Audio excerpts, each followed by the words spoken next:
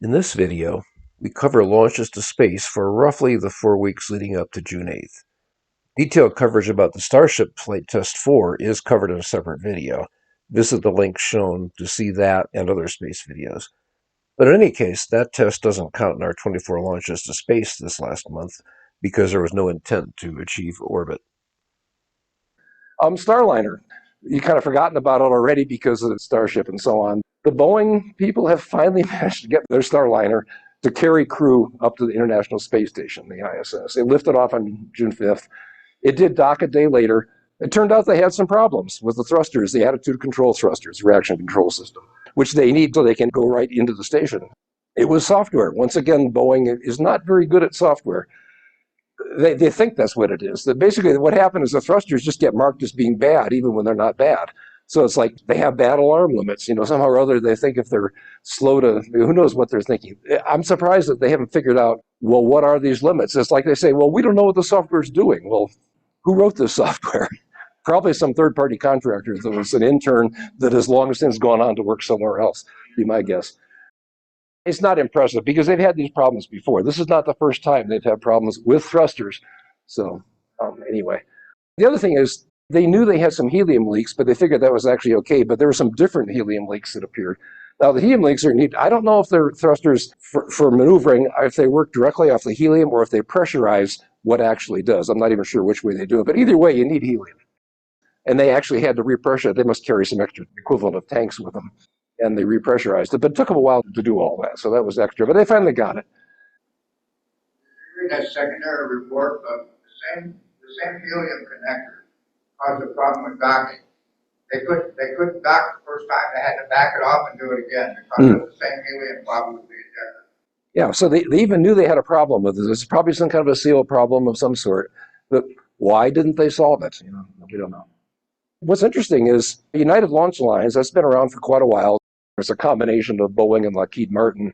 They have never launched people into space before. Never. I mean, the space shuttle did that. That was a NASA-only thing. Now, there obviously contractors built that for them, but it wasn't them. That was the first time an Atlas V had ever actually carried people into space. Atlas V had hundreds of successful launches, but it was never actually officially human-rated. They did it. That's an Atlas V right there. So 64 lift up. Yeah, they're working them down. So at some point, if they're going to continue with the Starliner, they'll put it on some other rocket. There is a long history. First of all, they're 4 years behind. They were in a competition with SpaceX, and SpaceX started carrying them up there 4 years ago. So they're finally there. But even recently, there have been a couple of scrubs. It was scrub meaning they'd have to reschedule the launch, especially after you already had the astronauts sitting up there in their seats ready to go. That happened on May 6th. There were a couple of problems. They discovered a helium leak along the way after that. And that stopped, as a result, the May 25th rescheduling. And then on June 1st, they were going to take off, and they had a problem with their triple redundant computers. One of them wasn't doing what it was supposed to do. And you think, well, triple redundant, that's great. But the thing is, it's supposed to be triple redundant while you're taking off. Their conditions were, if you don't have that triple redundancy to start with, don't launch. So finally, it was a power supply. Now, why they don't have redundant power supplies, who knows? Anyway, they got that sorted out and everything. They managed to launch. And it was a good thing they did, because if they hadn't launched by June 6th, which was just a day later, they would have had to put it off at least 10 days because they would have had to replace the batteries in the Atlas V. In particular, the batteries that would do the flight termination system. If you have to blow up or at least disable the thing so that it can't go off the flight path in case of trouble, you need those batteries to do that. And so they made it by 1 day, or they would have had to wait yet another 10 days. So they were pretty glad this all went down. Both Nathan and Doug commented on the related issue of battery problems for payloads, especially with today's multiple payloads in one launch. It would be simpler to manage delayed launches if each payload used rechargeable batteries and simply plugged into common wiring and could be recharged when needed. It's so simple. Yeah, the SLS failed that way. They lost so many of their secondary missions. It all goes back to their sort of a single-use mentality in the whole business. But even with single use, you have these problems all the time. And if you just build it from the beginning with rechargeable batteries, or at least made them more accessible, and part of the problem is just so many problems, they can't just fix it on the launch pad. They got to actually roll the thing all the way back to the building where they build it, and then have cranes take it apart very carefully, and people work on it. And anytime you have a problem, it slows you down. It's a heck of a way to run a business. Okay, But Starliner is going to help flush out a real problem here on the ISS. They had a pump that failed on the space station. It's one that they need for urine processing. That is one of the few things that they recycle almost completely inside the space station. So all of the urine and sweat and everything else gets recycled into drinking water. That pump weighs 150 pounds, and the next cargo mission wasn't until August. So it turns out this thing was available. The bad thing is that the astronauts had to give up some luggage. This is really strictly for carrying people. They don't have any cargo capacity to speak of. So they had to give up their luggage, all their changes of clothes and toilet articles and whatnot. They had to get rid of 150 pounds of that, but they did it. So the pump went up. Now, I haven't heard if they've installed it and solved the problem, but it really mattered because there's tanks and bags that were just filling up on the space station. You always want to recycle everything to minimize the amount of water you have to bring up or whatever it is. You always want to recycle things. But you also have to have the equipment in place that will keep working all the time. And apparently they didn't have a spare pump up there. They didn't want to take the 150-pound hit. So anyway, Starliner is to the rescue here. Okay, pop quiz. What rocket, what country? From Bologna. From where? Bologna. Oh, Livonia. Well, actually, I think that's way too sophisticated a city for Livonia, though. But I'll show you. There's a picture with the barge, but then it'll be obvious who said it. Okay, this is a city in China, a town called Rizhou. It has 3 million people, but of course, that's a tiny little burb in China. In this picture, you can see the barge in the center there. That's what it's launched from. It's called the Series 1 rocket, a fairly small rocket. 3 solid stages plus a hydrazine stage. The barge it was launched from looked like this. What's interesting is it's pretty low capacity, 800 pounds. You think 800 pounds, that's nothing. But actually, the Electron rocket, which is one of the most popular ones once you get away from Falcon 9, that only carries 600 pounds to low Earth orbit. So it's actually more powerful than that. Now, you compare that to Falcon 9, which will take it 39,000 pounds if you return to a drone on the first stage. If you expend it completely, you can get 50,000 pounds. So this is a pretty small one by comparison, but there is still a market for that. There's all these rockets coming out of China that we don't tend to hear of. So every now and then I'll bring one of these in. So you can probably guess it when I say, where is this from? Well, it's probably China.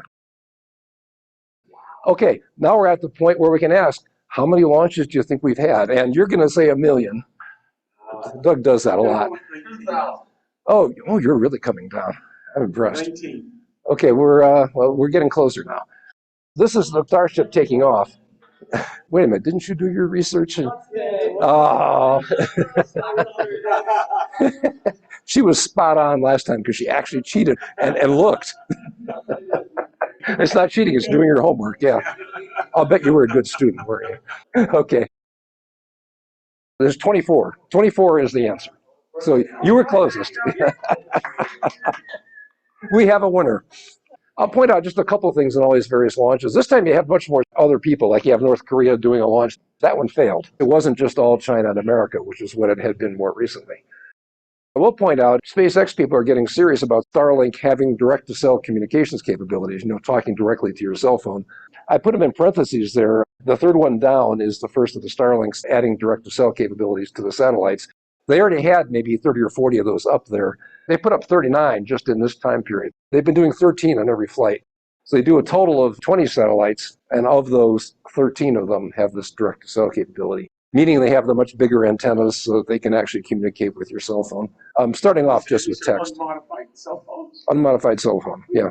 There have been people in business doing this already. For instance, AT&T and Verizon are thrown in their lot with one of these other companies. That's AST Space Mobile. It's now getting large investments and partnerships from AT&T, Verizon, Vodafone, Nokia, and Google. However, it currently only has one prototype satellite in orbit, but it is expecting to start launching satellites starting this year, ramping up to 6 per month, launched by SpaceX, of course. There's another company with direct-to-cell service called Link. They have 3 operational satellites. They currently have service in some areas of the South Pacific and have signed agreements to expand to other countries. All of these companies are effectively launching flying cell phone towers into low Earth orbits. This is really backup. What happens if you're in an area where you're in a dead spot? You're in a national park, or there's been some kind of natural disaster, so the lines are down. That's really the market. They're not really trying to compete with your normal cell phone use. The cost is not going to work. But as a backup, and as a way to reach some customers you would just never reach otherwise, it's a way to do it. Okay, another one, there's been a lot of brouhaha about the Russian launch of that Cosmos 2576. Is it a space weapon? I was going to try to talk about that, but the reality is when you get down to it, there's just not much you can really say because you really have to have access to classified information to actually know what people think it really is. I had to mention the worst case scenario. Okay, the worst case is the least likely that there's actually a nuclear weapon on it, and you just explode it, and you take out everybody's satellites, including your own. It's an electromagnetic pulse.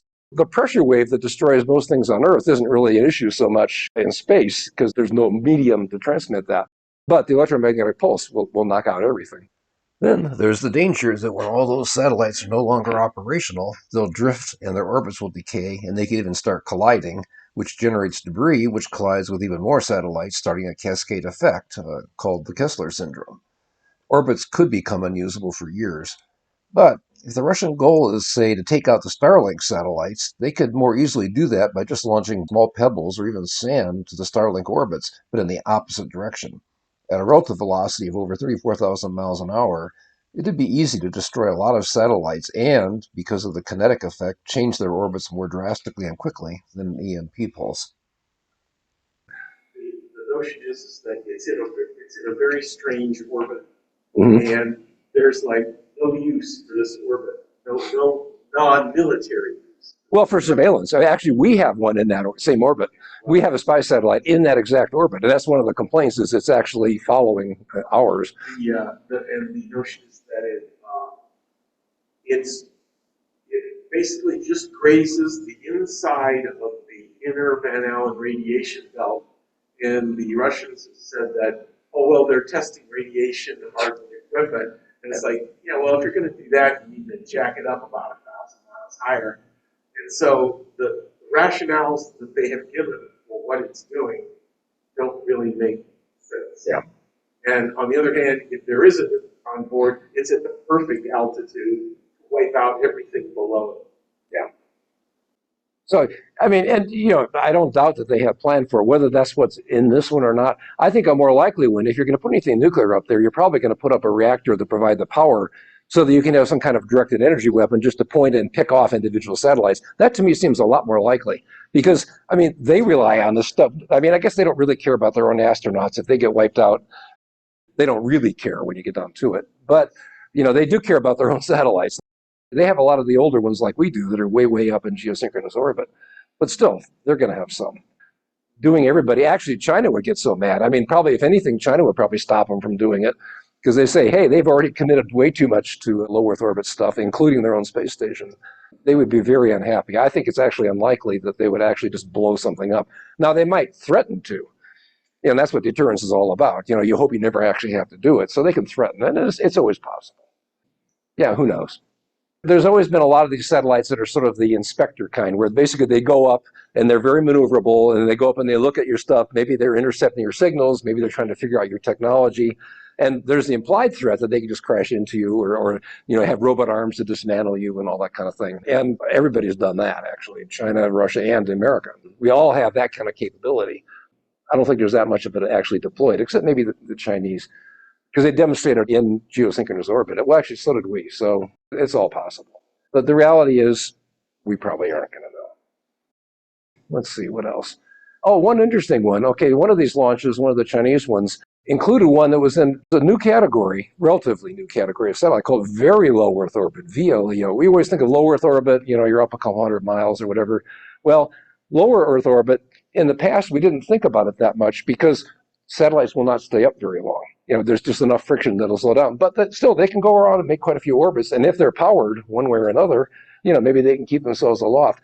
The advantage is there's a lot less time delay in communicating with it. So if you're trying to replace Earth communications, it's actually maybe viable. And so they're exploring that. Other people have as well. This is not the first time that's been done.